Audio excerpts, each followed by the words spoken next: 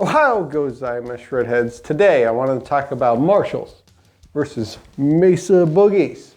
Which is better? Which is worse? It's not really an objective thing. It's very subjective. It's like comparing apples to oranges. They're both very different amps. They both do very similar things though. The biggest thing is the voicings. The Marshalls over here are more mid-friendly. They sound better, in my opinion, for soloing. And they have a more alive type of sound because of the mids, because of the pronounced mids. And the Mesas over here their voicing is generally lower mids. And they have a bit more of a scooped and snarl sound, which honestly sounds better for rhythm metal. And when it comes to playing in your genre of music, it's all about the mix itself. And when you're playing metal, generally, you're going to have a more of a snarly type of scoop sound for your rhythm playing.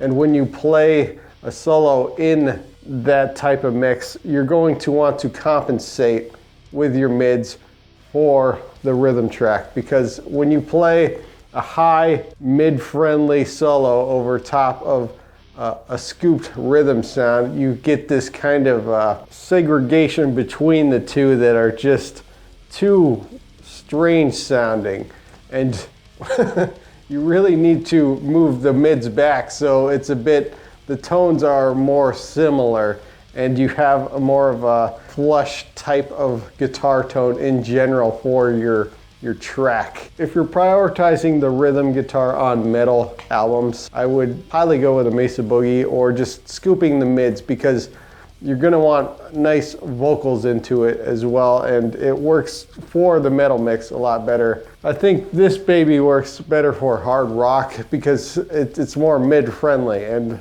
when you hear hard rock, it has more leeway to have the guitar be more pronounced in the mid frequency, and I think that works really well for the solos. It's like comparing Joe Satriani to John Petrucci.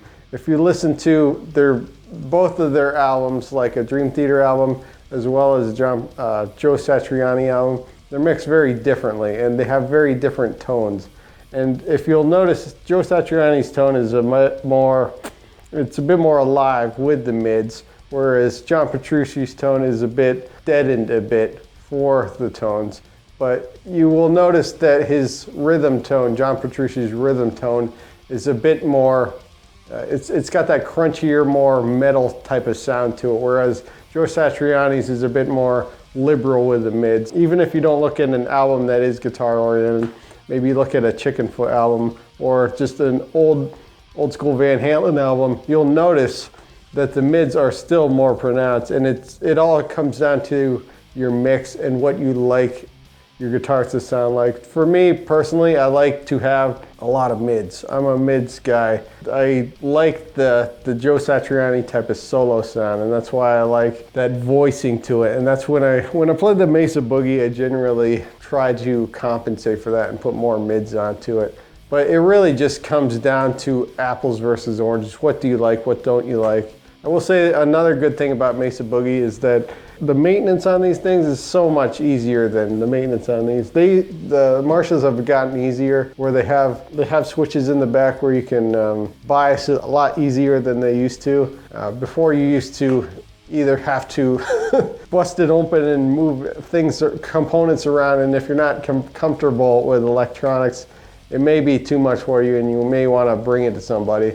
But with the Mesa Boogies, you just buy the tubes and you plug them in and you're fine. But over the years, these have gotten almost just as easy, and I'd say try them out. Try out any amp possible and see what you like. That's what is fun about guitar, is there's so much out there that you can just try out and see what you're into. Sorry, I'm having a hard time talking today. Thank you so much for watching this video.